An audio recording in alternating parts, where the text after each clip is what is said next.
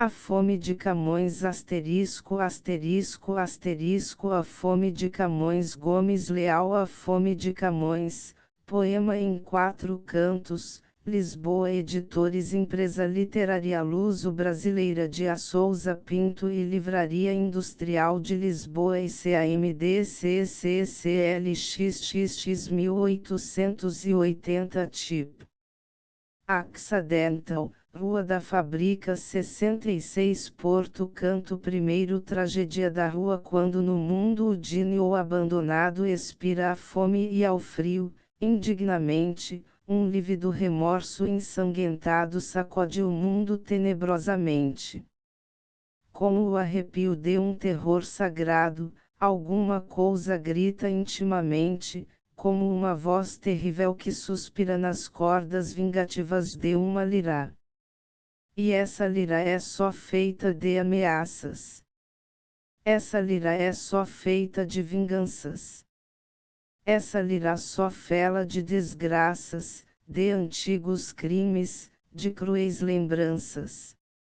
Essa lira espedaça e quebra as taças, quela os festins, e faz parar as danças, e essa lira ai da trágica inocência é a lira terrível da consciência. E a lira diz, o que fizeste, ó mundo? Das grandes almas e únicas, sagradas, das grandes frantes de um sonhar profundo que eram as frantes as mais bem-amadas. O que fizeste de esse abismo fundo de vontades mais rijas do que espadas, de esses simples e santos corações que faziam chorar as multidões? O que fizeste de essas línguas de ouro que sabiam pregar como os profetas? Como enxugaste o seu comprido choro? Como arrancaste as pontiagudas seitas? O que fizeste, ó mundo? Do tesouro que vós homens mortais chamais poetas, mas cujo nome de harmonias belas só o sabem as coisas e as estrelas. Deitaste ao lodo, à rua, e aviltamento esses que adora a natureza inteira, esmagaste entre as pedras o talento, os seus crâneos quebraste, na cegueira. As suas cinzas espalhaste ao vento. Profanaste os seus louros na poeira. E repousam sem lástimas nem lousas os que viam as lágrimas das coisas. Por isso me ouvirás em toda a parte como um soluço e um grito vingador, em uma alta torre, atrás de um baluarte, entre os festins, nas convulsões do amor. Na paz, ou levantando o estandarte da guerra, escutarás a minha dor. Porque eu, ó mundo, guarda-o na lembrança, eu sou a lira, e a minha voz vingança. E o mundo escuta, indefinidamente, a voz da lira a protestar terrível. Ouve-a na sombra, ou pelo sol poente, se o vento dobra o canavial flexível, ouve-a nos sonhos, ouve-a intimamente, em uma contínua música inflexível, até que enfim vencido em esta liça o mundo clama, faça-se a justiça, e fim era uma noite lívida e chuvosa, emas as ruas, emas as calçadas. Nada cortava a solidão brumosa, nem ais d'amor, nem gritos de facadas. Das nuvens colossais acasteladas somente a meia-lua silenciosa, boiava em morto seu ermo de estrelas, como um navio que perdeu as velas. Quem é que cruza a chuva e a ventania, à meia-noite, as ruas solitérias? És tu, Santa Miséria, que de dia fagues da luz do sol, o pai dos párias? Ou és tu fome ou vício, que sem guia, vis nas noites sem lua, mortuárias, provocar o deboche e os estrangeiros abaça a luz dos tristes candeeiros? Ó destino! Ó destino, eu sei a história de muitas das tragédias soluçantes, de muito nome que esqueceu a glória, de muitos prantos que cairão de antes. Sei que riscam teus dedos flamejantes, como uma sina má, muita memória, e que nada há maior e mais escuro do que o brilhante e o bronze do teu muro. Mas não quero contar o drama agora do brilhante, do leque, e do farrapo, da meretriz que no bordel descora, do amor do charco, do estrião, do sapo, nem a farsa de sangue a toda a hora, do ouro e do veludo ó rico trapo, nem a sina imoral sinistra e crua da história diabólica da rua. Um dia eu contarei a estranha lenda ó destino. Dos teus encantamentos, seguirei, passo a passo, a tua senda ó miséria. E direi os teus tormentos. Para que a alma da ralé aprenda, contarei os cruéis temperamentos, direi o incesto a amamentar os filhos, e o parricida a esvaziar quartilhos. Um dia acenderei a selva escura das almas que sufocam a nascença, das noites só riscadas de amargura, como um fósforo risca a treva densa. E com a ponta de um brilhante duro marcar-te-ei ó trágica doença que vais, limpando as lágrimas internas, fazer um tosto à morte nas tabarnas.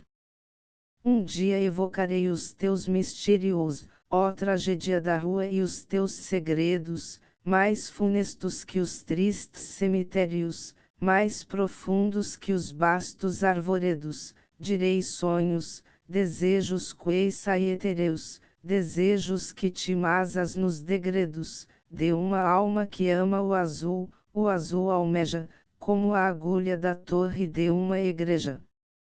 Um dia esfiarei todo o rosário da inocência e da fome aventureira, do luxo, do egoísmo solitário, do dínio ou soluçante na trapeira, da virtude embrulhada em seu sudário, pedindo esmola à sua irmã rameira, e o crime dando belas de aparato, enquanto o justo expira no grabato. Descobrirei as contas da avareza junto ao esquife de uma virgem bela, o tédio bocejando à alta mesa, a fome da mansarda na janela, a inveja ululando contra a presa, como uiva a lua a lugubrica dela, e o suicídio, nas manhãs geladas, espedaçando o crânio nas calçadas. Um dia cantarei a ladainha da desgraça e da forma triunfante, da espada que tilinta na bainha, da máscara que ri e passa avante, da fome que ergue as mãos e se definha, do leque, da batina, e do brilhante das lágrimas mortais do eterno intrudo, das misérias do cancro e do veludo. Porque tem muito que cantar o império e o inferno da carne e dos desejos, porque é eterno e lívido o mistério da morte. São eternos os almejos. Porque há lágrimas do berço ao cemitério, há lágrimas no amor e até nos beijos, prantos comuns e de grotescos traços nas misérias dos reis e dos palhaços. Porque tem muito que cantar as chinas ó rua. Das estranhas odíssias das tuas festas, procissões serenas, do negro sangue que te agita as veias. Porque há remorsos, lágrimas e penas entre os motins e os frenesins das ceias. Porque em esta funesta e eterna farsa. Ai! Tanto chora o Hector como o comparsa. Porque há bastantes corações vencidos, altos desejos que não mais voaram, sinistros ais e íntimos gemidos lágrimas mudas que se não chorarão. Sim, há soluços que não são ouvidos, lágrimas mortas que se congelarão, em uma miséria, um abandono nobre como um enterro em uma rua pobre. Porque ninguém conhece onde termina o trejeito que ri, soluça, engana, porque a eterna máscara domina, e é uma esfinge cada face humana. Porque a morte em nós ceifa uma ruína, quando nos rouba na asa desumana, e esta mulher que ri com tanta graça, é talvez uma lágrima que passa. Mas agora eu só conto o irrevogável, mais monstruoso do que um sonho ardente, conto a história funesta, inexorável, do Dínio morto à fome, indignamente. Quero narrar o que é o inarrável. Fazer sentir o que jamais se sente, fazer chorar o choro masculino do Dínio contra a noite do destino. O Dínio é um arcanjo refulgente que enrista a lança contra a escura sorte, tem no seu gesto uma expressão potente, que diz, eu quero.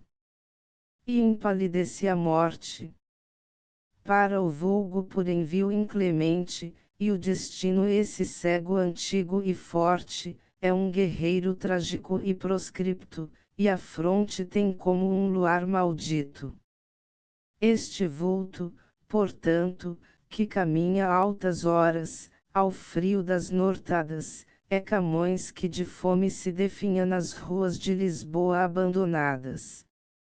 É Camões a que a sorte vil mesquinha fazem noites de fome torturadas, ele o velho cantor de heróis guerreiros. Vagar errante como os vis rafeiros. Morreu-lhe o escravo, o seu fiel amigo, o seu amparo e seu bordão no mundo, morreu-lhe o humilde companheiro antigo, no seu peito deixando um vácuo fundo. Hoje pois triste, velho, sem abrigo, faminto, abandonado e vagabundo, tenta esmolar também pelas escoinos. Ó lágrimas! Ó glórias! Ó ruínas! Mas não estende o valoroso braço, que outrora trabalhou entre os guerreiros, a mão recusa-se a suster o passo dos transeuntes raros, sobranceiros. A fome roió, curva-ó o cansaço. Cuspem-lhe a neve, a chuva, os aguaceiros. Ó calçadas fetas! Nas enxurradas vai muito fel de lágrimas choradas. Ó capitães! Ó capitães egoístas! Duras velhas mais duras que o granito. Acaso mais sublime as vossas vistas que mais vos deiva merecer um grito, mais negro, mais cruel para os artistas, mais sagrado, dramático, infinito, que mais abale os nobres peitos francos que um Dínio pobre e de cabelos brancos. O Dínio continua a ventania a errar pelas ruas silenciosas, como um espectro que dissipa o dia, como as grandes estátuas do Laroussas. Assim a noite vaga, na agonia dos mártires das noites trabalhosas, até que o sol jorrou pelas vielas, e ensanguentou os olhos das janelas. Começam-se a ouvir esses rumores das képitas egoístas acordadas, a música dos carros tiadores que chegam das aldeias retiradas. Recomeçam as pombas seus amores sobre as brancas igrejas penduradas, e nas torres dos astros companheiras, a palpitar, nas glórias, as bandeiras. Começam-se a ouvir as matutinas músicas da cidade, e as alegrias dos galos com as notas cristalinas dos sinos com estranhas sinfonias. O sol lava de glórias as colinas, as torres, os beirais, as gelosias, e como a moça que um amante beija avermelham-se os vidros de uma igreja. Dos pássaros retinem os gorjeios nas árvores, nas pontas dos eirados, os vis riachos, os lodosos veios, correm ralhando, ao sol, precipitados, os cavalos remordem os seus freios, vão passando aldeões para os mercados, e atrás dos lentos carros os boieiros vêem sombrios, graves, e trigueiros. Somente Aldine ou uma tristeza enorme entenebrece todos os ruídos, como um sombrio coração que dorme, que já não tem nem sonhos, nem gemidos. Só sente uma saudade estranha, informe, como o aroma dos tempos revolvidos, das grandes selvas, sambras e palmeiras quando o sol desce as íngremes ladeiras. Os aldeões tisnados dos trabalhos, recomeçando as horas das fadigas, recordam-lhes os épicos carvalhos à sombra, os bois, as cestas tão amigas. Fazem lembrar-lhe as curvas dos atalhos, a ermida, a fonte, os fenos, e as cantigas, que ele escutara, pelas luas claras, as louras raparigas nas searas. Lembram-lhe a Índia, os templos monstruosos, com seus deuses terríveis, singulares, as árvores de frutos venenosos, as vastas selvas, os gentes palmares. Lembram-lhe os tigres ruivos, sequiosos, que vão beber a rios como a mares, e pelas noites imortais, eternas.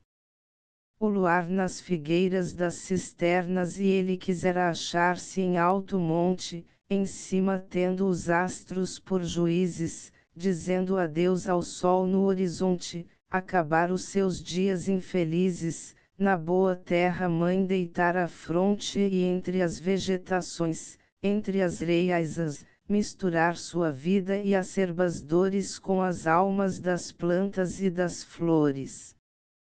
Para o velho cantor eram fugidos ai. Como luz que para sempre expira, os belos tempos jovens e lúcidos, as mulheres ai dias que o amor inspira. Brutos, a chuva, os trágicos vestidos, posta de parte, empoeirada a lira, achava-se hoje em uma rua, ó mundo, velho, faminto, pobre, e moribundo. Sem ousar mendigar, como um vadio, vaga nas ruas da cidade egoísta. A tarde chega, o belo sol fugiu. A noite vem, que o coração contrista. E rompe a lua sobre a verde crista de um monte ao longe, e no lajedo, ao frio, o dine ou-se-ei enfim, hirto e sem fela, como um cadáver que se deita à vela. Neste momento uma mulher gigante, que pareceu sair de um pesadelo, pálida e triste, qual saudade errante, deixando ao vento as ondas do cabelo, tão magra como a sombra, o seu semblante toldado de um desgosto imenso e belo, chegou-se ao dine ou hirto e abandonado, como a visão de um sonho torturado.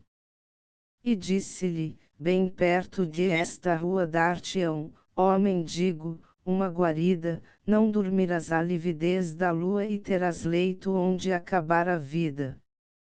Se a sorte te esmagou, a sorte crua, ergue a cabeça pálida e abatida, e ri contente, ó triste, para essa, que em breve vai findar a tua peça. A mulher ajudou a levantar-o, cingiu o braço ao dine ou moribundo. A morte que passava em seu cavalo deu-lhe um sorriso lívido e profundo. Ó teu semblante, ó velho, dá-me abalo, disse a mulher. Não é vulgar no mundo. Dize-me pois que coisas tenebrosas te hão cavado essas rugas dularuças. Eu fui Odine ou disse um malfadado cantor de heróis e feitos dos antigos. Amei tudo que é grande e desejado, e terrível lutei contra inimigos. Sentei-me no castelo derrocado, no deserto solar, cruzei os pérregos. E com saudade enfim de estas colinas, quis expirar-lhe, um dia, entre as ruínas. Ninhos fizeram no meu peito amores, como andorinhas sobre as catedrais. Conheço o aroma das malditas flores. Sei os soluços dos compridos ais. Sobre o deserto pálido das dores, ninguém como eu peregrinou jamais. E pelas noites regeladas, cruas, chorei com fome, errando, pelas ruas. Porém que porta negra agora abriste? Que aspecto é este morto e desolado? Acaso o inferno depois de isto existe? Acaso é pesadelo desmanchado? Cala-te, disse a sombra magra e triste, cala-te, ó Dínio imenso, desgraçado. E com sorriso de expressão fatal a sombra concluiu: é o hospital. Canto segundo no grabato do hospital é alta a noite. A lâmpada vacila, como um pranto, na vasta enfermaria. Um marmóreo suor frio cintila sobre a fronte do Dínio, na agonia. O Dínio vai morrer, sobre a pupila treme-lhe um pranto à luz baça e sombria, mais triste do que o luto de uma sina, e um soluço através de uma ruína. Junto do leito uma mulher estranha, com grandes olhos tristes e parados, contempla-lhe o suor frio que o banha, e abraça-o com seus braços descarnados.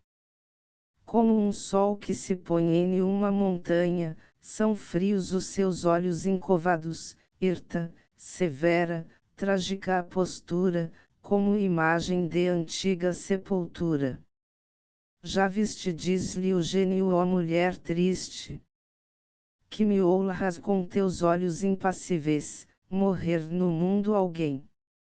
Acaso viste as lágrimas da morte irremissíveis?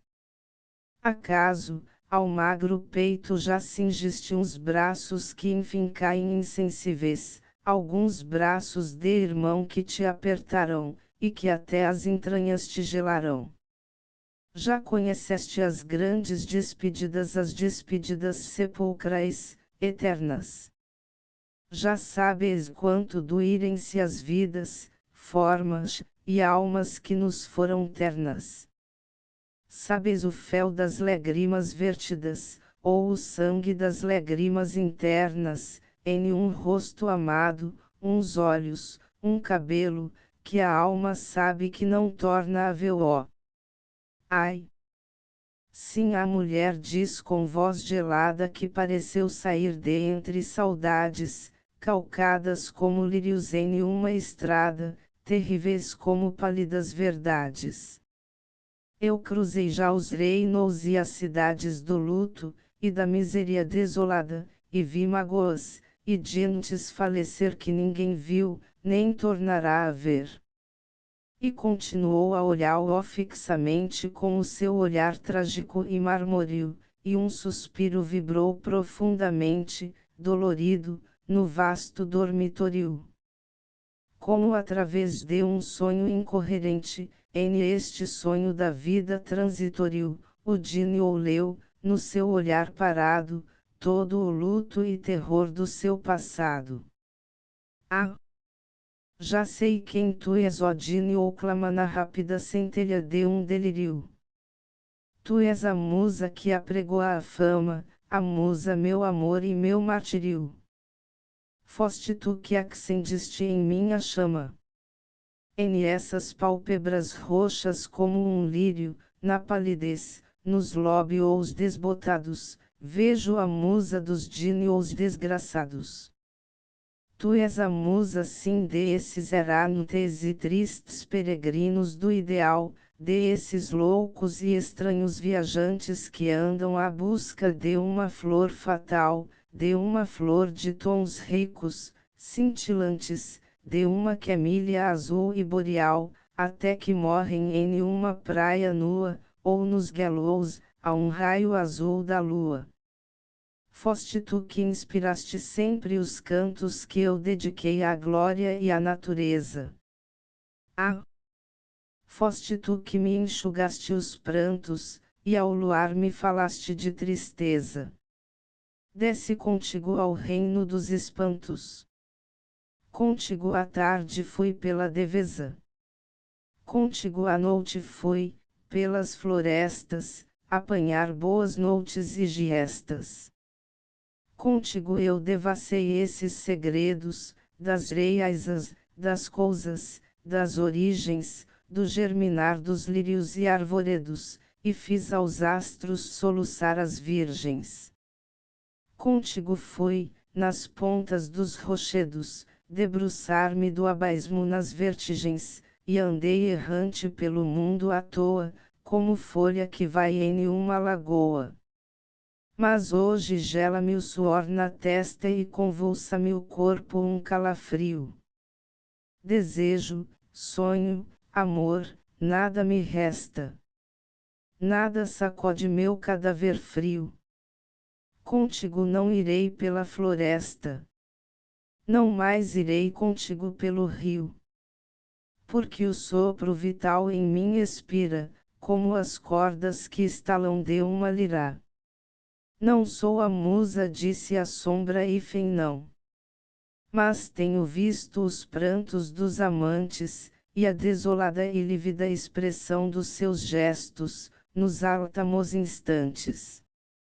As cristalinas lágrimas brilhantes tenho aparado em esta magra mão, cerrado os olhos com meus frios dedos, e escutado os seus áltamos segredos. Continuou a olhá-lo fixamente, com o seu olhar trágico e marmóreo, e um suspiro vibrou profundamente dolorido, no vasto dormitório. Como através de um sonho incoerente, em este sonho da vida transitório, o Dínio leu, no seu olhar parado, todo o luto e terror do seu passado.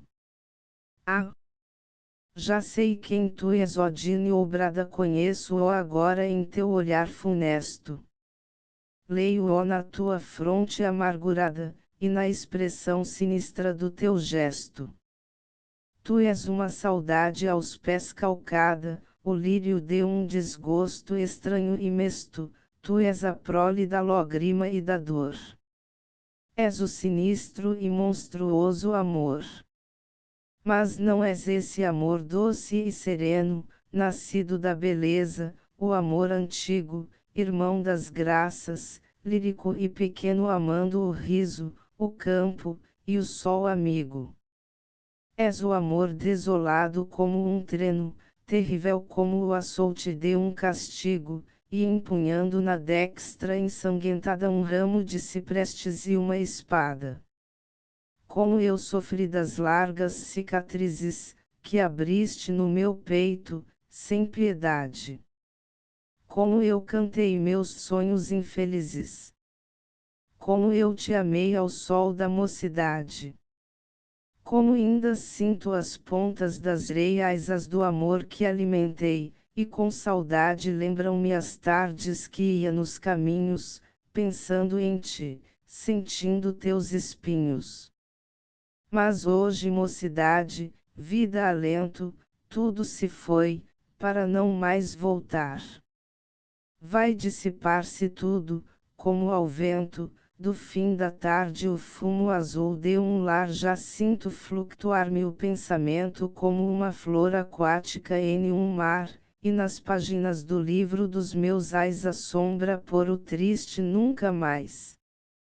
Não sou o negro amor, irmão da pena, a sombra disse, não empunho espada, mas tenho visto a tenebrosa China, da tragédia da vida malograda.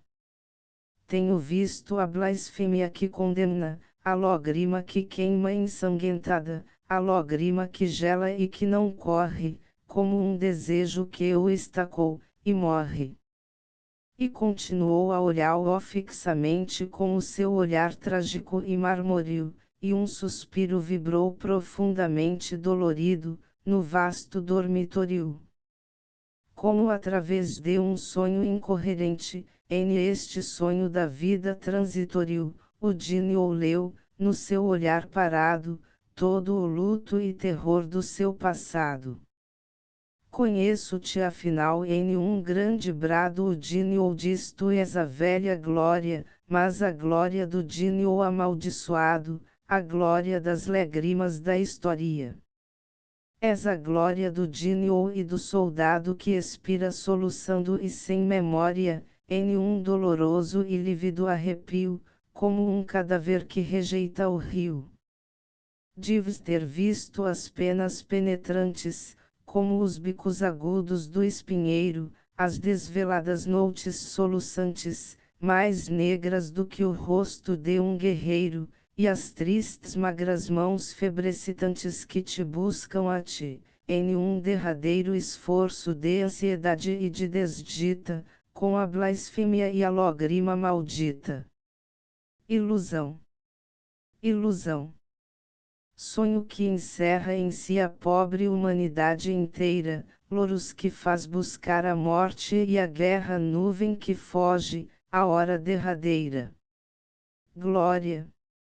Nome vão, a quem a terra busca, e só palpa a lívida caveira, como pálidas flores das ilusões, que esmagaram os pés das procissões. Glória. Nome vão. Sonho e chamerra, íris triunfante de vistosas cores, verme luzente que vagueia na era, sonho de estio entre luar e flores. Hoje esta gentil da primavera, amendoeira da manhã de amores, porque nos gelos do destino à beira, como a chuva que molha uma bandeira. Glória. Esfinge eterna que dominas com teu olhar profético do incerto, que nos fezes sonhar verdes calinas, na poeira da areia do deserto, harmonia longínqua, mas que perto, crimos ouvir, marchando entre ruínas, e que de repente nos fulmina e estala, como um conviva que morreu na sala. Como eu te procurei por val e monte, e me rasguei nas lanças dos espinhos. Como eu vi teus acenos no horizonte a ensinar-me as vareidas e os caminhos. Como eu te vi um dia em uma ponte, em um zimboril, em uns campos entre ninhos, e outra vez, em uma lua sossegada, a galopar nas pedras de uma estrada. Vi-te ainda outra vez, ao vento frio de uma tremenda e lúgubre procela. Estendias-me a mão, entre o assobio do nordeste e das ondas, branca e bela. Bem te vi, iras tu, e foi aquela santa energia, que hoje já fugiu, foi esse teu olhar que hoje desmaia, que exausto e salvo me atirou à praia. Mas só hoje te vejo claramente. Só hoje, fundo, em esses olhos leio. Tardaste muito em vir, sombra inclemente. Já muito tarde o teu auxílio veio. Desalentado, pálido, doente, nenhum alento me comove o seio. Pudes levar, ó sombra, o teu tesouro. Não val tanto suor teu verde louro. Não sou amor, nem musa, nem glória, a sombra disse nem talentos faço. Mais terrível, funesta é minha história. Mais duro e horrendo o peso do meu braço. Não colho os louros, sítios onde passo tração sulcos de sangue na memória. Ah! 1000 vezes terrível é meu nome tenebroso e profundo. Eu sou a fome. A fome, ó Dini, clama dando um grito, como um soluço último estridente. A fome me conduz para o infinito. A fome é meu final, o meu poente. Foi isto que ganhou meu braço ardente, foi isto que ganhou meu estro escrito. A agonia e o suor em um mundo ingrato, desilusões, e a enxerga de um grabato. Ó ilusões, ó nuvens peregrinas, horas da mocidade já fugidas. Ilusões, ó princesas perseguidas galopando em fantásticas calinas, ó brancas catedrais de pedra erguidas com as santas, à tarde, purpurinas vegetações, florestas, ideal recebei meu adeus no hospital. Como tu, tenho visto, disse a fome, pender muita cabeça venerável, muito crânio de Dínio, muito nome, que eu lancei no abismo do insondável. Muitos que a glória cega e que consome de uma selvagem sede insaciável, tenho cingido como a tristes noivos, e hoje estão nas reiasas, e entre os goivos. Muitos tenho apertado entre meus dedos que se hão finado em um febril delírio, e tenho-me dito os áltamos segredos, com suas bocas lívidas de lírio. Dormem alguns à sombra de arvoredos, mas outros para mais mortal martírio, ninguém lhe importa em seu desprezo fundo onde estão os seus ossos sobre o mundo. Gigantes crânios de candente lava tinham repousado no meu magro peito. Bem lindos corpos onde a morta crava seus dentes, dormem sob o seu perfeito. Mas, quando um Dínio como tu, no leito mata ao abandono a geração escrava, pelo universo, cúmplice sombrio, corre um remorso, como um calafrio. Por isso eu vim colher-te, ainda tremente logo que expires, ó Dínio, sem confortos, a lágrima de mármore imponente, que se gela nas pálpebras dos mortos. Porque quero levar como presente aos príncipes, aos povos absortos, e aos astros a lágrima marmoreia, que em um grabato derramou a glória. Mas, se acaso na terra e sobre os mares ninguém avaliar este teu pranto, acima irei das nuvens e dos ares dos astros, dos planetas, do espanto, mais acima das dores e dos pesares, da justiça sublime ao trono santo, às Salams e eternas regiões, pedir justiça ao pranto de Camões. Dizendo isto, a sombra descarnada debruçou-se do Dínio sobre o leito. Camões morria já, hirta e gelada a fome lhe cruzou as mãos no peito, e a lágrima marmoreia, regelada, lágrima que infunde pávido respeito, então colheu do rosto moribundo, como um frio protesto contra o mundo. Canto terceiro. O lençol do Dínio, o conde vimioso em seu solar dá uma ceia a nobres e senhores, estalam as risadas pelo ar, pelos copos espumam os líquers. A gula e a carne ali gozam a par, fala-se em caças, touros, e de amores, e riem de entre as suas pedrarias marquesas que hoje estão em galerias. Em isto um estranho velho entra na sala, hirto e solene, como um quadro antigo, seu porte triste pelos peitos cala, seu ar hostil é como de inimigo. Os risos param, emudece a fela, como ao ver um remorso, ou um castigo. Calam barões falando de corcéis, e as damas com as mãos cheias de anês. E o velho disse: estranho é meu pedido. Estranho sim. No meio de uma festa, mas venho por um morto protegido, e este pedido os lóbios não me cresta. Para um Dínio de que hoje nada resta, para um Dínio da fome consumido, um Dínio infeliz.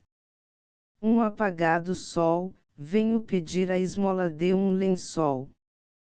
O lúgubre pedido em um momento fez em todos roçar um calafrio, figurou-se-lhes o gesto macilento da morte, ao longe, em seu corcel sombrio, figurou-se-lhes a febre, o passamento, e a doença em seu catre úmido e frio, e as damas, os barões, e os cavaleiros perderam os sorrisos zombeteiros. Porém o conde, dominando o gelo do terror que estragava a sua ceia, e desmaiava o busto grego e belo da mulher por quem todo se incendeia, com um riso que tem do orgulho o céu bradou ao velho cujo sírio odeia, que Dínio é esse então, bom velho honrado, que comparais ao sol já apagado. Todos rirão.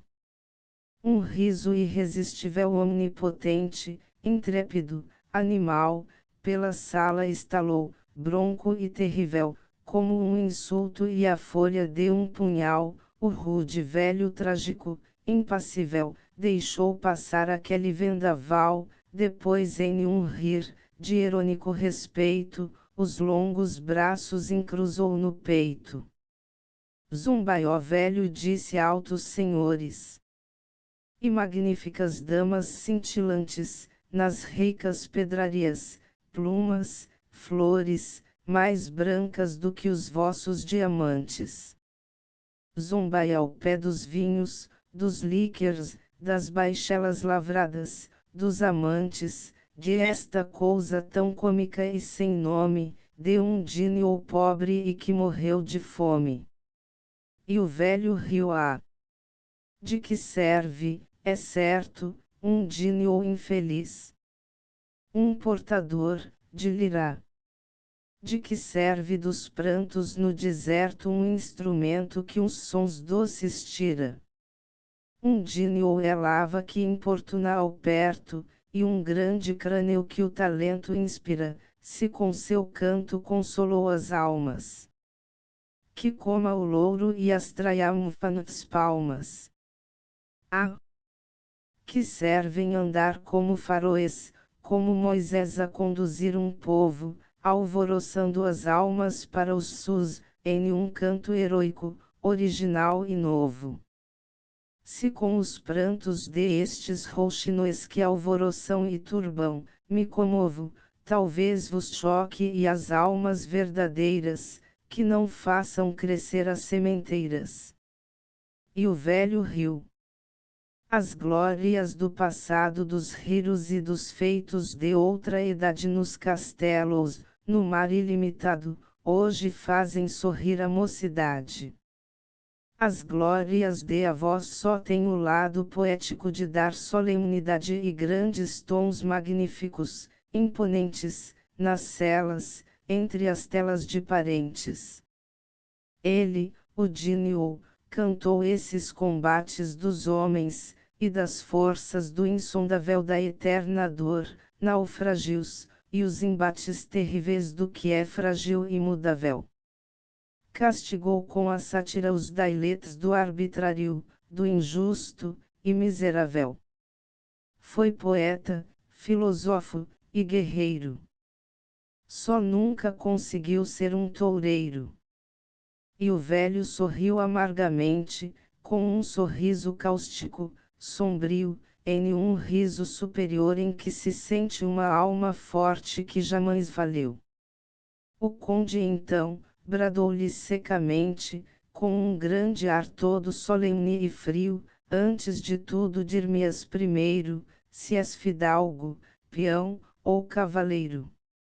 E narra-nos depois, meudamente, a mim, aos cavaleiros e senhores, e às preciosas damas, que ao presente te escutam, piedosas sempre as dores, narra-nos essa história surpreendente de esse Dínio infeliz, e esses horrores, que trazes, como vejo, na lembrança, com mais respeito que a dos pares de França. De novo tudo riu. Toda a sonora e ampla sala ecoou com as risadas. Viam-se rir as bacas cor de aurora das magníficas damas decotadas. Duquesas louras, tranças cor de amora, com belas mãos, macias, delicadas, abafavam o riso em transparentes lenços lacerados entre os dentes. O velho ergueu-se em toda a majestade e bradou em uma voz terrível, dura, que fez cessar de prompto a hilaridade, pelo tom nunca ouvido de amargura, e finhá. Infeliz, indigna humanidade 1000 vezes infeliz. Se a criatura sempre se risa assim do que é sublime ou quando o mundo se infamou em um crime. Ah! Infeliz 1000 vezes! Se o que é nobre e o que é infame, ignóbil, monstruoso, sob o azul sagrado que nos cobre tivesse o mesmo aplauso vitorioso. Maldito e excomungado fosse o pobre. E maldito o destino criminoso. Por trabalhar ainda para o mundo com um suor inútil e infecundo. Maldita fosse a vida e o ardente beijo do amor que produziu a criação, maldito o sonho e as asas do desejo, maldito o pranto, a ânsia, e a aspiração. Despenhada 1000 vezes sobre um brejo de insondável miséria e humilhação, o mundo se abismasse em um inferno do implacável, ansioso gelo eterno. Maldito fosse tudo o que suspira, maldita a dor, mais o soluço humano, maldita a alma e a lágrima da lira, maldito tudo quanto é grande e insano. Que sobre o mundo horrível, onde jaira a serpente da ideia no oceano da treva, o derradeiro homem horrendo expirasse, ainda rindo, e maldizendo.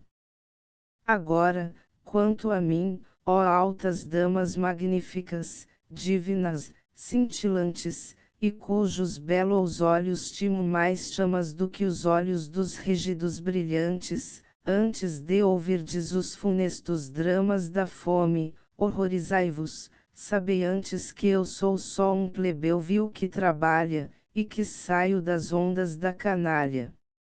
Senti também em mim o fogo ardente da lira perpassar-me pela fronte, e amei tudo o que é justo e que é potente, e meus irmãos chamei ao bosque e ao monte.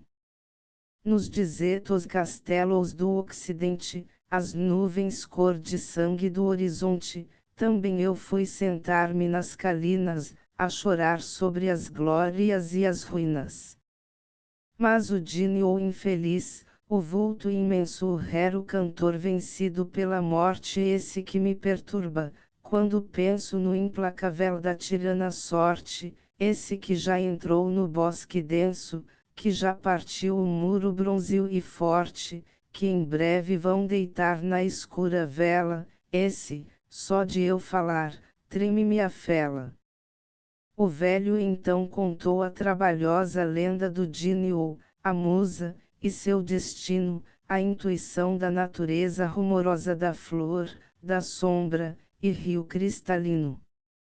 Como o sol pei das plantas, e da rosa, penhasco alcantilado e voz do sino, vegetações, florestas, nuvens, ventos, e células, reiasas, pensamentos, tudo que é vida que tem alma e sente, tudo que é flor suave e tem perfume, tudo que é asa e corta o ar luzente, tudo que é astro, brilha ou que tem lume, tudo que foge líquido e corrente, tudo que em corpo e alma se resume, tudo que é belo como o sol na alfombra ou fundo e triste como a voz da sombra, todo esse vasto todo verde e belo, toda essa santa natureza enorme, o luar como a folha de um cutelo, o minério que creem que só dorme, as eras nas ruínas do castelo, os moluscos e a larva humilde e informe, tudo isso belo ou feio que se ostenta, tem voz, tem alma, chora e se lamenta. Mas que o Dínio no meio de isto tudo sofre mais, porque entende estes lamentos. Ele traduz a dor de isso que é mudo, e resume os guerras desolamentos. Não tendo contra a sorte um outro escudo que não sejam seus fortes pensamentos, passa curvado em um pesar profundo, sentindo em si o mal de todo o mundo. E todos escutavam silenciosos damas, barões, religiosamente, os sentidos guerras misteriosos das palavras do velho estranho e ardente. E cuidavam ouvir os mil chorosos e soluçantes ais, longínquamente, das subterrâneas coisas infelizes, os ais da planta e os choros das reaisas. Ele pintou depois o Dínio, quando deixou prender seu forte coração nos sorrisos de um gesto puro e brando, e vagou na torrente da paixão. Como feridos rouxinoes cantando, os seus versos rezavam da aflição, das tragédias, desgraças e dos brados dos tristes corações despedaçados. E as palavras sentidas, violentas do plebeu calavam pelos peitos, e sentiam-se ouvir como os tormentos dos grandes corações santos desfeitos. Parecia-se sentir as suarentas e desveladas noites sobre os leitos de amantes separados, solitários, mais gelados que os leitos funerários. Desenhou-o depois triste e exilado, por todo o mundo errante peregrino, vagando como rero, como soldado, assoltado do vento do destino, e o seu rude pesar fundo e divino da grande viuvez do ente amado, pondo-o nas rochas trágico e proscripto, de braços levantados ao infinito. E todos escutavam, surpreendidos, essas desgraças bárbaras sepultas no mistério do ouvido, e esses gemidos e essas sagradas lástimas inultas. Barões e cavaleiros comovidos enxugavam as lágrimas ocultas, e as pálidas senhoras soluçantes alagavam com prantos os brilhantes. Depois pintou o horror da tempestade e o assobio dos ventos nas procelas, dos naufrágios a lúgubre verdade, um navio sem mastros e sem velas.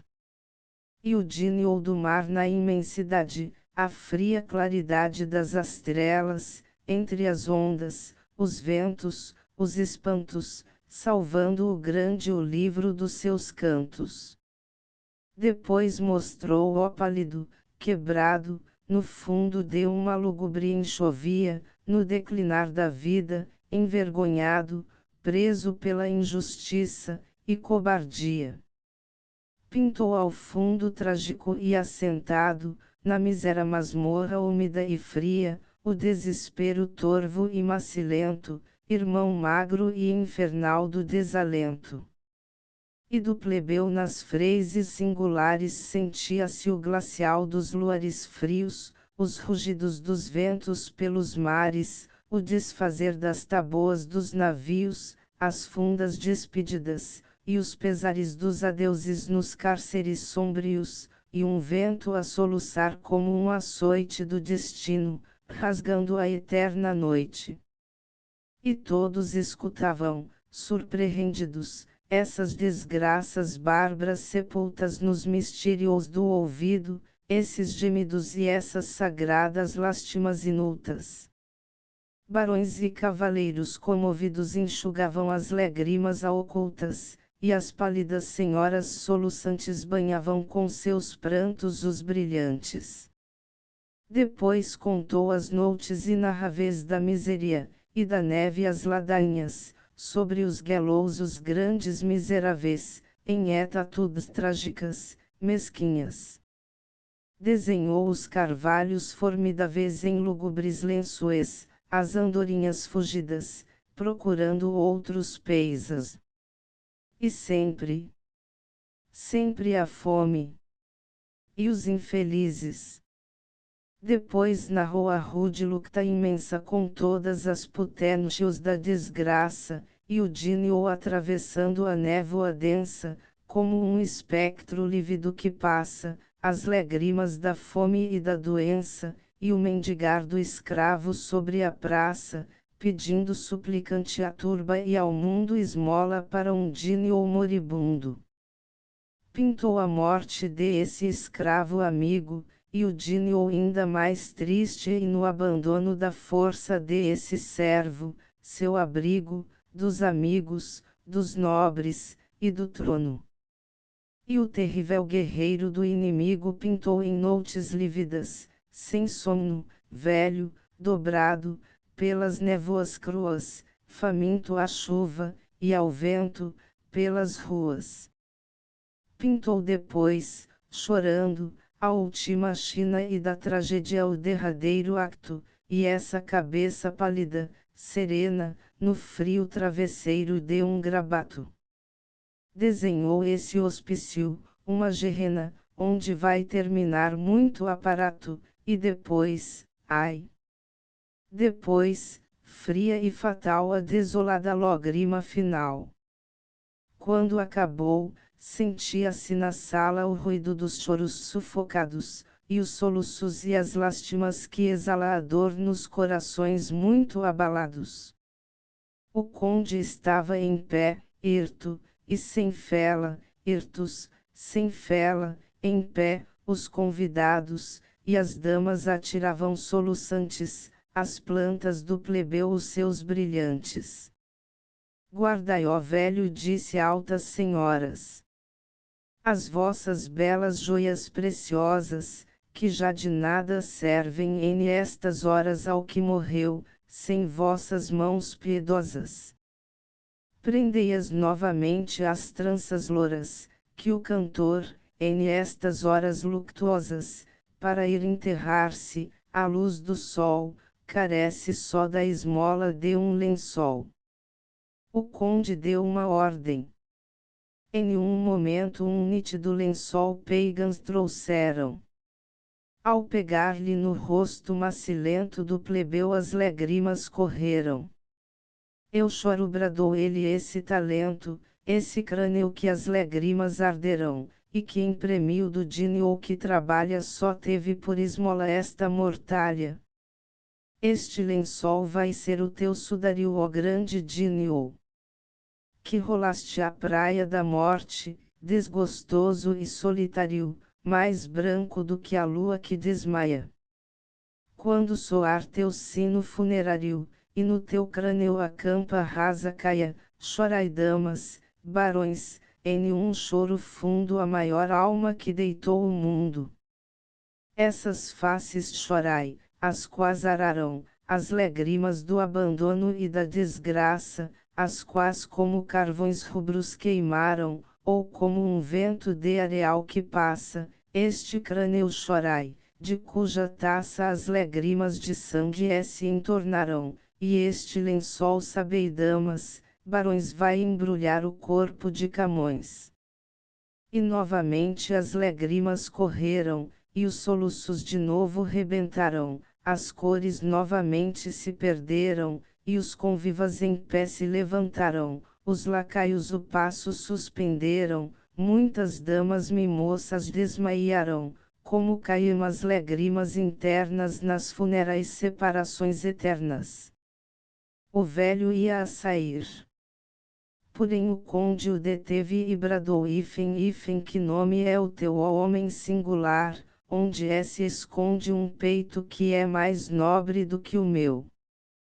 Por que rei nos cruzaste? Dais aonde aprendiste, ó fantástico plebeu, a falar das estranhas aflições, de um modo que sacode os corações. O velho então ergueu-se, em toda a altura do seu corpo potente e agigantado, e deixou ver a atlética figura, de sorte que pareceu ter se elevado. E então, em um tom terrível de amargura, que deixou todo o mundo alvoroçado, bradou num ai, em um grito, estranho e novo sou o pranto do povo e volto ao povo. Canto quarto. A lágrima de mármore, essa lágrima imóvel que se gela sobre as pálpebras roxas dos finados, e que eu já vi rolar funesta e bela nas faces de 200 bem-amados, o que é que ela nos diz? Que nos revela de profundos desejos decepados, de inauditas ou íntimas desgraças, que são as flores fúnebres das raças.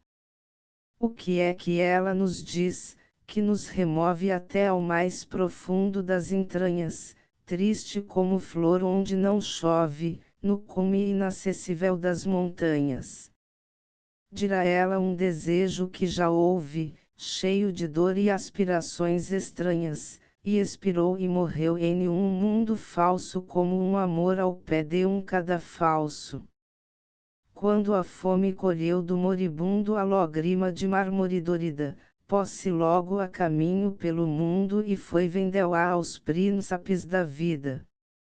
Mas alguns, num desdém fino e profundo, riram da triste oferta nunca ouvida, outros tiveram um horror absorto ao verem uma logrima de um morto.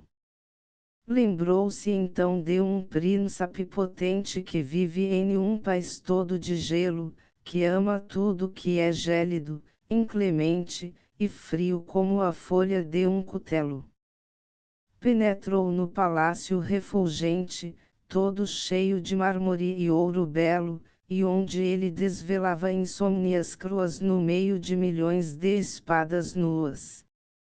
Quando o César cruel viu esse pranto de que gostou seu Dínio monstruoso à sombra disse acho um secreto encanta-me este gélido objeto curioso. Deixa-a ficar que causará espanto ao meu povo selvagem tenebroso, e assim lhe ensine um terror mortal como é que gela a logrima final. Porém da noite no silêncio frio quando o César dormia no seu leito esta logrima ao príncipe sombrio infundia-lhe um trágico respeito. Das visões no terrível desvario via da morte o último trejeito, e as caveiras sem olhos, nem narizes, de todos os sinistros infelizes. E a logrima implacável e severa acusava-o de todos os seus crimes dos seus instintos trágicos de fera, dos mortais que dobrava como vimos, dos irmãos e dos pais que ele prendera, e das almas viris, fortes, sublimes, a quem seu braço sem cessar enterra pelas entranhas úmidas da terra. E o déspota na logrima parada lia a lenda de todos que sem nome sobre a neve, ou na mina bronzeada tinham morrido esquálidos de fome, via os prantos da plebe esfarrapada que em um suor estéril se consome, e os clamores formidáveis, justiceiros, dos prantos de milhões de mineiros. Fugiu logo do leito insuportável, e por todo o palácio vaga errante. De manhã chama a sombra miserável e entrega LHA, com mão febrecitante, leva-de aqui e grita esse implacável tormento, que é mais frio que um brilhante, porque de prantos tenho um cemitério no gelo excepcional do meu império. Lembrou-lhe então a fome ir ofertar-o de Roma ao mais sinistro inquisidor. Deixa à porta o seu pálido cavalo. Penetra cheia de um mortal terror. Quando o sicário a viu sentiu abalo e disse à fome eu gosto de esta flor que floresce nos mortos, como lírios que gelaram nos olhos dos martírios. Porém da noite no silêncio enorme, a fixidez da logrima impassível olhava-o como um olho frio e informe, e acusava-o de tudo que há de incrível, acusava-lhe a alma, antro disforme, e estendia-lhe então em um sonho horrível de eternos prantos um gelado mar como uma imóvel solidão polar. E ao bandido lembravam-lhe as torturas dos que vira morrer nos seus flagícios, de todas as sinistras criaturas a quem passara a esponja dos suplícios. E as disformes e enérgicas figuras, com blasfêmias, gritavam-lhe os seus vícios, e entre injúrias, mostravam, justiceiras os braços calcinados das fogueiras. Envia de manhã chamar a fome, e a sombra grita com sorriso duro, podes levar a logrima sem nome, e esconde-a bem no antro mais obscuro. Como uma pedra que o abismo some fez que ela se suma, e no futuro não me tragas jamais estes espelhos dos que morreram contra os evangelhos. Quando a fome largou os dos sicários, foi procurar o rei dos mais banqueiros, que era também senhor dos usurários, cujos navios eram aos milheiros. O palácio valia os 1000 erários dos príncipes mais ricos estrangeiros.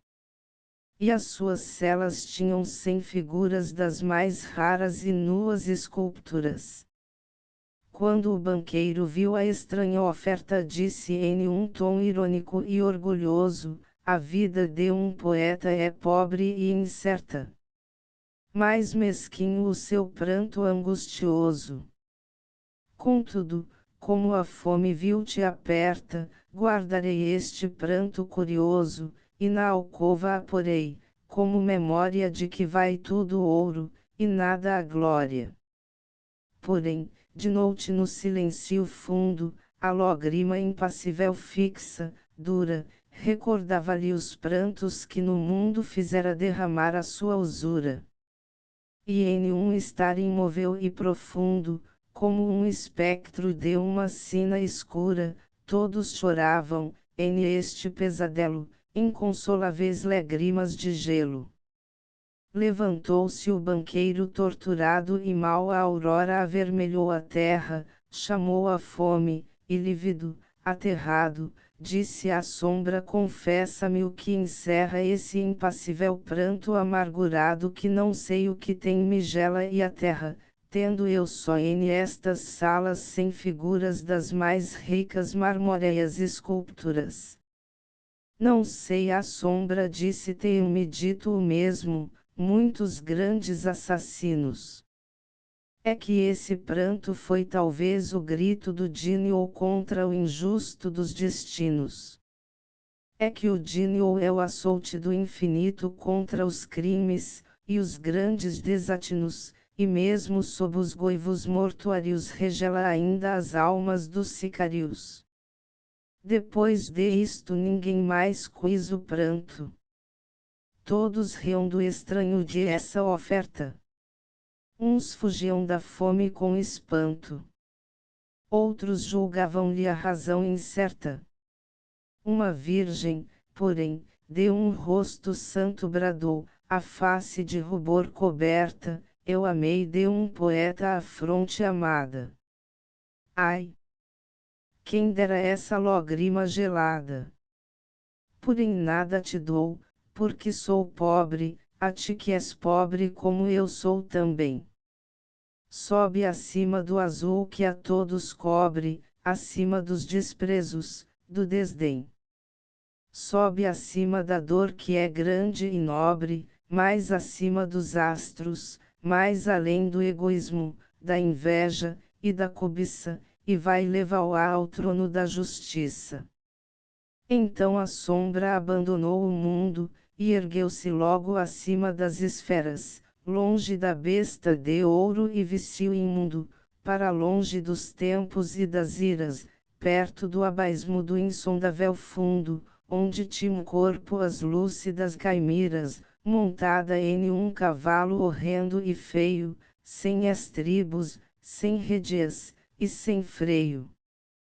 Quando ela contemplou embaixo a terra, o mínimo planeta grão de areia presa do tempo e insaciável guerra, e onde a raça dos mortais ondeia, ela que nada já comove, e a terra, que nenhum pranto de um estranho anseia, sentiu brotar no seco coração a rubra e estranha flor da indignação. Ela através passara de almas, vidas, e dos mártires lúgubres descalços, das jovens mães cruéis infanticidas, das ilusões e dos sorrisos falsos, através das eternas despedidas, dos crimes, dos incestos, cadafalsos, e de todos os crimes e desgraças que são os frutos trágicos das raças.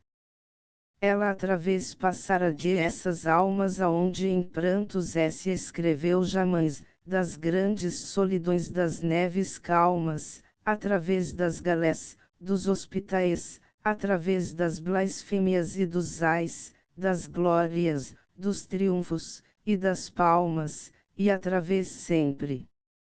Sempre.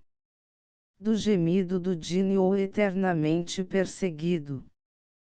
Por isso, quando foi perto do trono da terrível justiça, da imutável, e ainda indignada do abandono em que se afunda o Dínio inconsolável. Como os nordastes varrem pelo outono as roseiras, assim ela implacável, tinha varrido toda a piedade contra a dura e egoísta humanidade. Mal a viu a justiça, disse: ó fome, o que é que trazes da sombria terra? Trazes um ai do que morreu sem nome. Sonho de virgem que teu braço enterra. Trazes um riso que o infeliz consome. Último beijo em que um amor se encerra.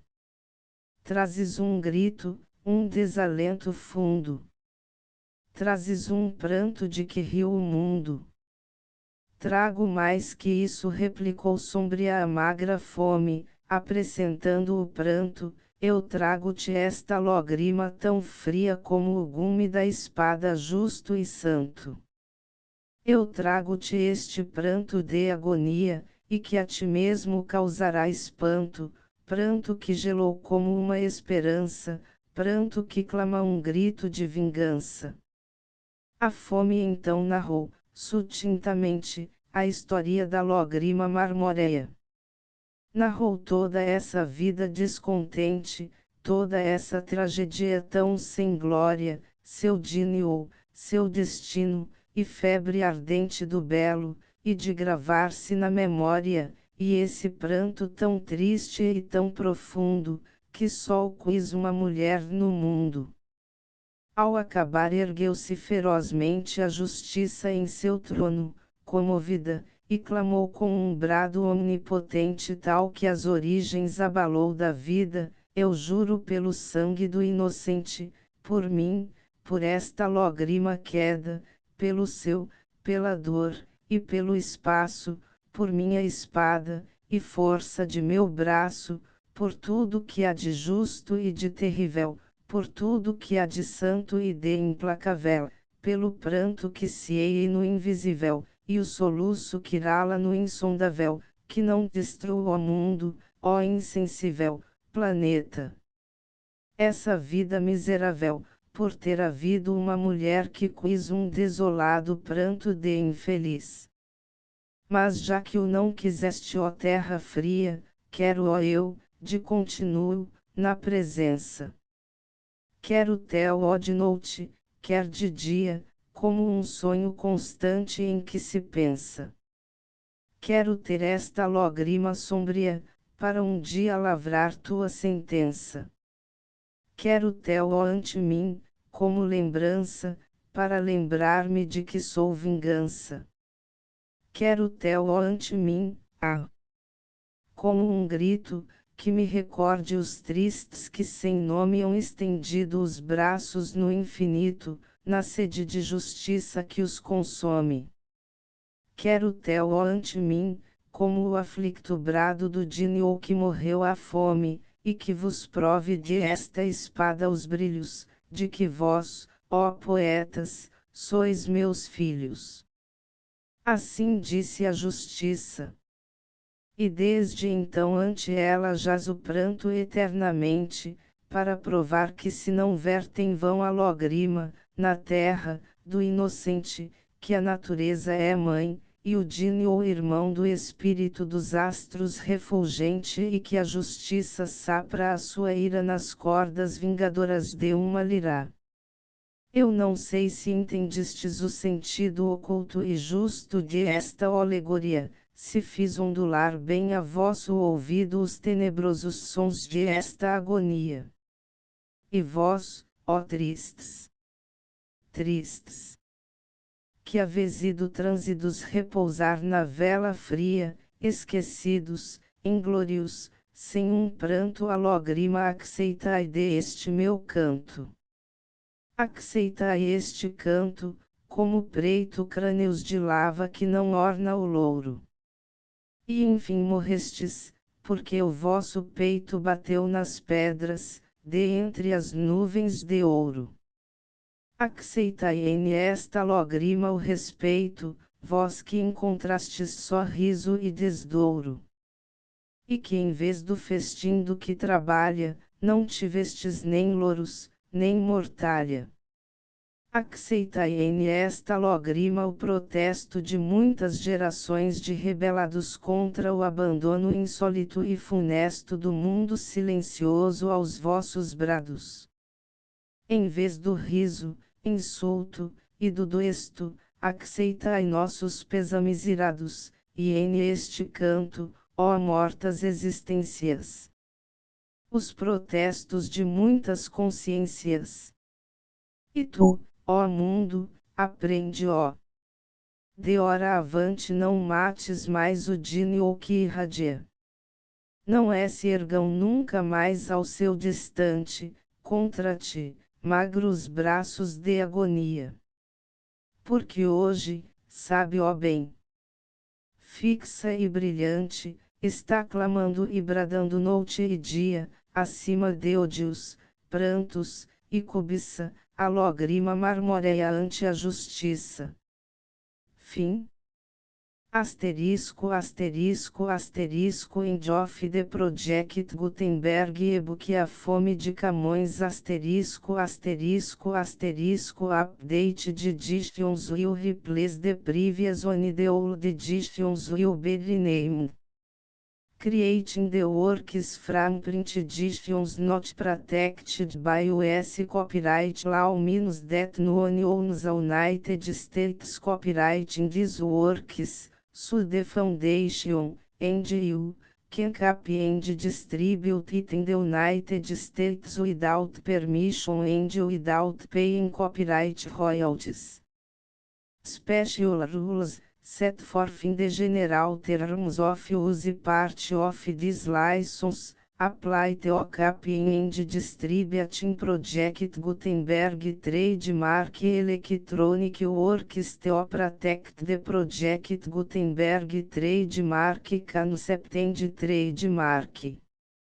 Project Gutenberg is a registered trademark, and may not be used if you charge for an e-book, except by following the terms of the trademark license, including paying royalties for use of the Project Gutenberg trademark. If you do not charge anything for copies of this e-book, complying with the trademark license is very easy. You may use this e-book for nearly any purpose such as creation of derivative works, reports, performances and research. Project Gutenberg e-books may be modified and printed and given away. You may do practically anything in the United States with e-books not protected by US copyright law. Redistribution is subject to the trademark license, especially commercial redistribution.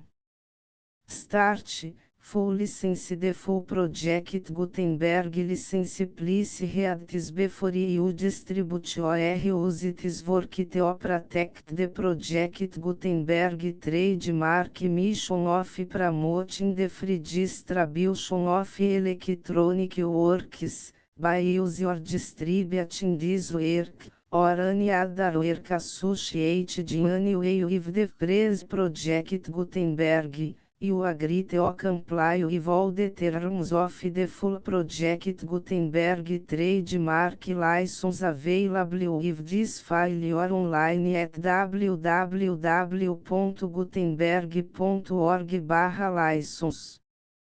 Section 1.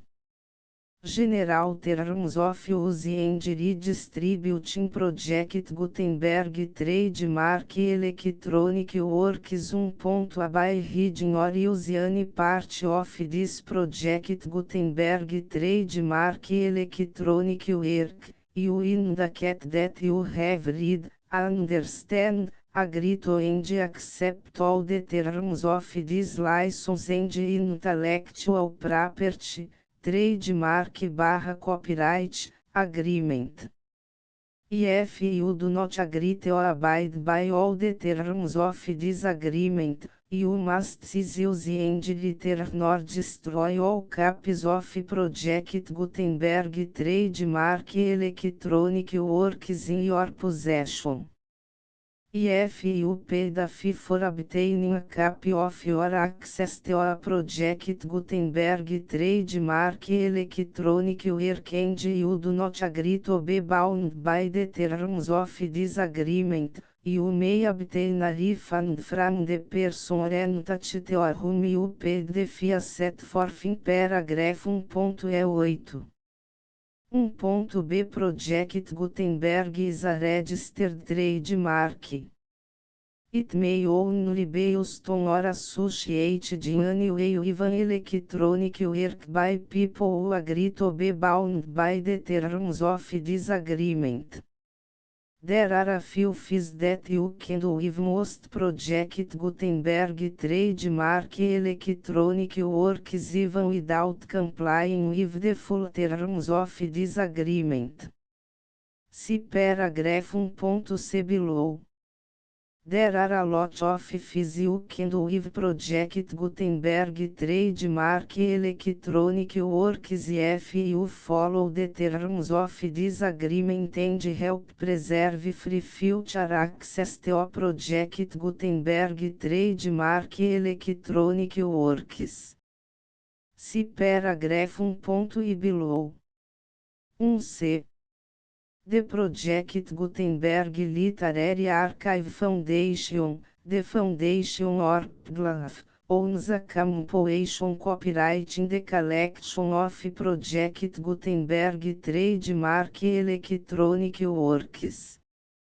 Nearly all the individual works in the collection are in the public domain in the United States.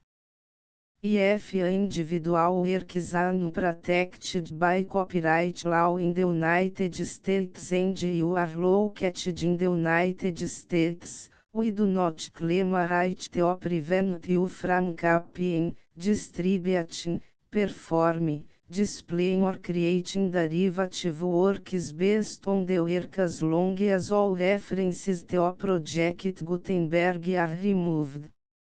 Of course, we hope that you will support the Project Gutenberg trademark mission of promoting free access to electronic works by freely sharing Project Gutenberg trademark works in compliance with the terms of this agreement for keep the Project Gutenberg trademark name associated with the work. You can easily comply with the terms of this agreement by keep this work in the same format with its attached full Project Gutenberg trademark license when you share it without charge with others. 1.d. The copyright laws of the place where you are located also govern what you can do with this work. Copyright laws in most countries are in a constant state of change. If you are outside the United States, check the laws of your country in addition to the terms of this agreement before downloading, copying, displaying, performing, distributing or creating derivative works based on this work or any other Project Gutenberg trademark work. The Foundation makes no representations concerning the copyright status of any work in any country other than the United States. 1.e Unless you have removed all references to Project Gutenberg. 1.e1. The following sentence, with active links to, or other immediate access to, the full Project Gutenberg trademark license must appear permanently whenever any copy of a Project Gutenberg trademark work, anywhere on which the phrase Project Gutenberg appears, or with the phrase Project Gutenberg is associated, is accessed, displayed, performed, viewed, copied or distributed. This e-book is for the use of anyone anywhere in the United States and most other parts of the world at no cost and with almost no restrictions whatsoever. You may copy it, give it away or reuse it under the terms of the Project Gutenberg license included with this e-book or online at www.gutenberg.org. If you are not located in the United States, you will have to check the laws of the country where you are located before use this e-book. 1.E2 IF Individual Project Gutenberg Trademark Electronic Works derived from texts not protected by US copyright law, does not contain a notice indicating that it is posted with permission of the copyright holder. The work can be copied and distributed to anyone in the United States without paying any fees or charges. If you are redistributing or providing access to a work with the phrase Project Gutenberg associated with or appearing on the work, you must comply either with the requirements of paragraphs 1.E1 through 1.E7 or obtain permission for the use of the work and the Project Gutenberg trademark as set forth in paragraphs 1.E8 or 1.E9. 1.E3 IF Individual Project Gutenberg Trademark Electronic Works posted with the permission of the copyright holder, your use and distribution must comply with both paragraphs 1.E1 through 1.E7 and any additional terms imposed by the copyright holder. Additional terms will be linked to the Project Gutenberg trademark license for all works posted with the permission of the copyright holder found at the beginning of this work. 1.E4 Do not unrecord that or remove the full Project Gutenberg trademark license terms from this work, or any files containing a part of this work or any other work associated with Project Gutenberg trademark. 1.E5 Do not copy, display, perform, distribute or redistribute this electronic work, or any part of this electronic work, without permanently displaying the sentence set forth in paragraph 1.E1 with active links or immediate access to the full terms of the Project Gutenberg trademark license. 1.E6 You may convert to and distribute this work in any binary, compressed, marked up, non-proprietary or proprietary form, including any word processing or hypertext form. However, if you provide access to or distribute copies of a Project Gutenberg trademark work in a format other than plain vanilla ASCII or other format used in the official version posted on the official Project Gutenberg trademark website, www.gutenberg.org fecha parênteses you must, at no additional cost, for expense to the user, provide a copy, a means of exporting a copy, or a means of obtaining a copy upon request, of the work in its original plain vanilla ASCII or other form. Any alternate format must include the full Project Gutenberg trademark license as specified in paragraph 1.E1. 1.E7 do not charge a fee for access to, viewing, displaying, performing, copying or distributing any project Gutenberg trademark works unless you comply with paragraph 1.E8 or 1.E9. 1.E8 You may charge a reasonable fee for copies of or providing access to or distributing project Gutenberg trademark electronic works provided that, item you pay a royalty fee of 20% of the gross profits you derive from the use of project Gutenberg trademark works calculated use the method you already use to calculate your applicable taxes.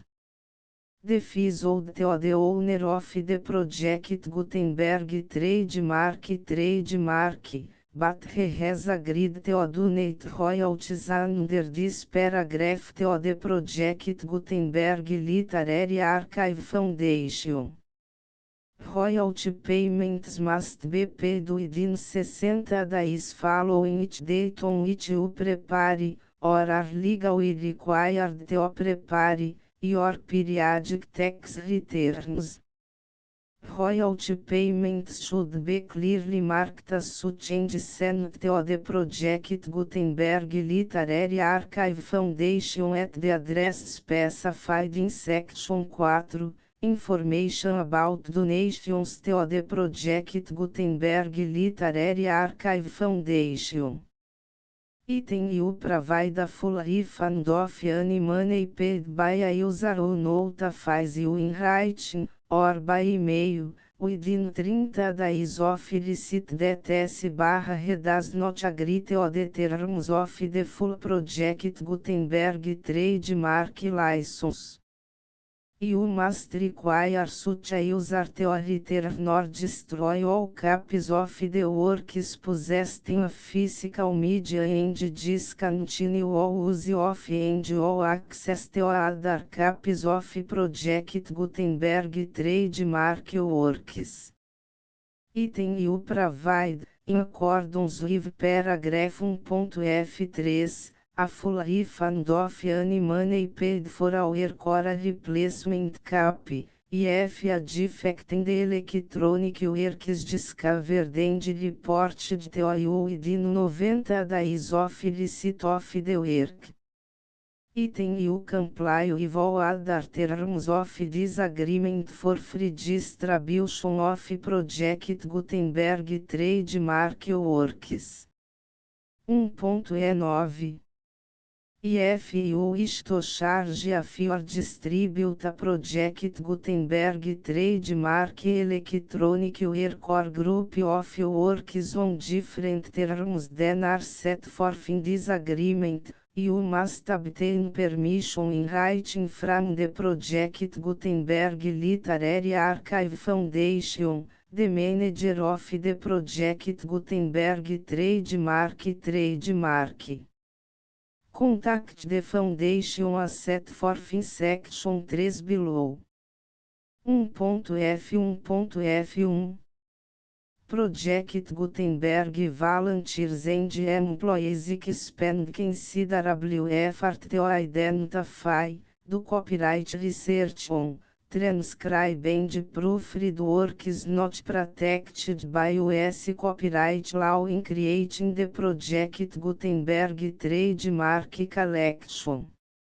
Despite these efforts, Project Gutenberg trademark electronic works, and the media on which they may be stored, may contain defects such as, but not limited to, incomplete, inaccurate or corrupt data, transcription errors, a copyright or other intellectual property infringement, a defective or damaged disk or other medium, a computer virus, or computer codes that damage or cannot be read by your equipment.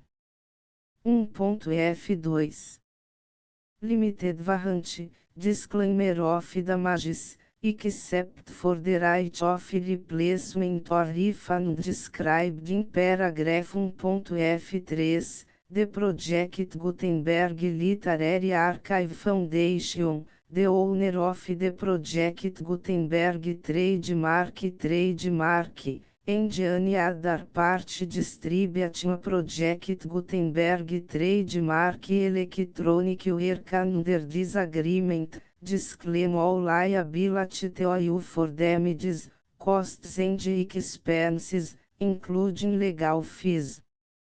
You agree that you have no remedies for negligence, strict liability, breach of warranty or breach of contract except as provided in paragraph 1.f3. You agree that the foundation, the trademark owner, and any distributor under this agreement will not be liable to you for actual, direct, indirect, consequential, punitive or incidental damages even if you give notice of the possibility of such damage. 1.f3 Limited right of replacement or refund, if you discover a defect in this electronic work within 90 days of receive it, you can receive a refund of the money, if any. You paid for it by sending a written explanation to the person you received the work from. If you received the work on a physical medium, you must return the medium with your written explanation. The person or entity that provided you with the defective work may elect to provide a replacement copy in lieu of a refund. If you received the work electronically, the person or entity providing it to you may choose to give you a second opportunity to receive the work electronically in lieu of a refund. If the second copy is also defective, you may demand a refund in writing without further opportunities to fix the problem. 1.f4 Except for the limited right of replacement or refund set forth in paragraph 1.f3, this work is provided to you as is, with no other warranties of any kind, express or implied, including but not limited to warranties of merchantability or fitness for any purpose. 1.f5 Some states do not allow disclaimers of certain implied warranties or the exclusion or limitation of certain types of damages. If any disclaimer or limitation set forth in this agreement violates the law of the state applicable to this agreement, the agreement shall be interpreted to make the maximum disclaimer or limitation permitted by the applicable state law. The invalidity or unenforceability of any provision of this agreement shall not void the remaining provisions. 1.f6 Indemnity, you agree to indemnify and hold the foundation, the trademark owner, any agent or employee of the foundation, anyone providing copies of Project Gutenberg trademark electronic works in accordance with this agreement, and any volunteers associated with the production, promotion and distribution of Project Gutenberg trademark electronic works, harmless from all liability, costs and expenses, including legal fees, that arise directly or indirectly from any of the following which would or cause to occur. A. Distribution of this or any Project Gutenberg trademark work. B. Alteration, modification, or additions or deletions to any Project Gutenberg trademark work, and C. Any defect you cause. Section 2. Information about the mission of Project Gutenberg Trademark. Project Gutenberg Trademark is synonymous with the free distribution of electronic works in formats readable by the widest variety of computers, including obsolete, old, middle-aged and new computers. It exists because of the efforts of hundreds of volunteers and donations from people in all walks of life. Volunteers and financial support to provide volunteers with the assistance they need are critical to reach Project Gutenberg Trademark's goals and ensuring that the Project Gutenberg Trademark Collection will remain freely available for generations to come. Em 2001, the Project Gutenberg Literary Archive Foundation was created to provide a secure and permanent future for Project Gutenberg Trademark and future generations. To learn more about the Project Gutenberg Literary Archive Foundation and how your efforts and donations can help, see sections 3 and 4 and the Foundation information page at www.gutenberg.org. Section 3. Information about the Project Gutenberg Literary Archive Foundation. The Project Gutenberg Literary Archive Foundation is a non-profit 501(c)(3) educational corporation organized under the laws of the State of Mississippi and granted tax-exempt status by the Internal Revenue Service. The Foundation's Senhor Federal Tax Identification Number is 64-62215541. Contributions to the Project Gutenberg Literary Archive Foundation are tax deductible to the full extent permitted by U.S. federal laws and your state's laws. The Foundation's business office is located at 809 North 1500 West, Salt Lake City, Utah 84116, 8015961887. E-mail contact links and up-to-date contact information can be found at the Foundation's website and official page at www.gutenberg.org/contact section 4. Information about donations to the Project Gutenberg Literary Archive Foundation. Project Gutenberg Trademark depends upon and cannot survive without widespread public support and donations to carry out its mission of increasing the number of public domain and licensed works that can be freely distributed in machine-readable form accessible by the widest array of equipment, including outdated equipment. Many small donations, $1 to cifrão 5,000, are particularly important to maintaining tax-exempt status with the IRS. The Foundation is committed to complying with the laws regulating charities and charitable donations in all 50 states of the United States. Compliance requirements are not uniform and it takes a considerable effort, much paperwork and many fees to meet and keep up with these requirements. We do not solicit donations in locations where we have not received written confirmation of compliance. To send donations or determine the status of compliance for any particular state, visit www.gutenberg.org/donate.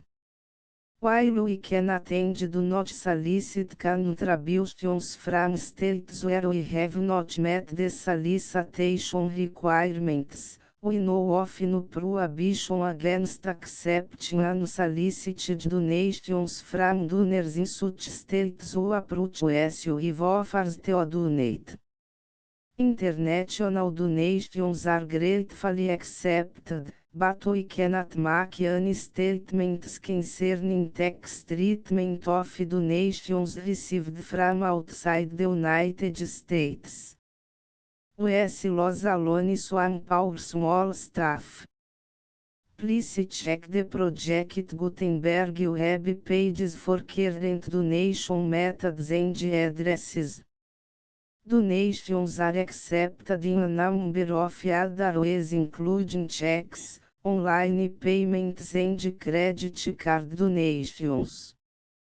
To donate, please visit www.gutenberg.org/donate. Section 5. General Information about Project Gutenberg Trademark Electronic Works. Professor Michael S. Hart was the originator of the Project Gutenberg Trademark concept of a library of electronic works that could be freely shared with anyone. For 40 years, reproduced and distributed Project Gutenberg trademark ebooks with only a loose network of volunteer support. Project Gutenberg trademark ebooks are often created from several printed editions, all of which are confirmed as not protected by copyright in the US unless a copyright notice is included. Thus, we do not necessarily keep ebooks in compliance with any particular paper edition. Most people start at our website, which has the main page search facility, www.gutenberg.org. This website includes information about Project Gutenberg trademark, including how to make donations to the Project Gutenberg Literary Archive Foundation, how to help produce our new ebooks, and how to subscribe to our email newsletter to hear about new ebooks.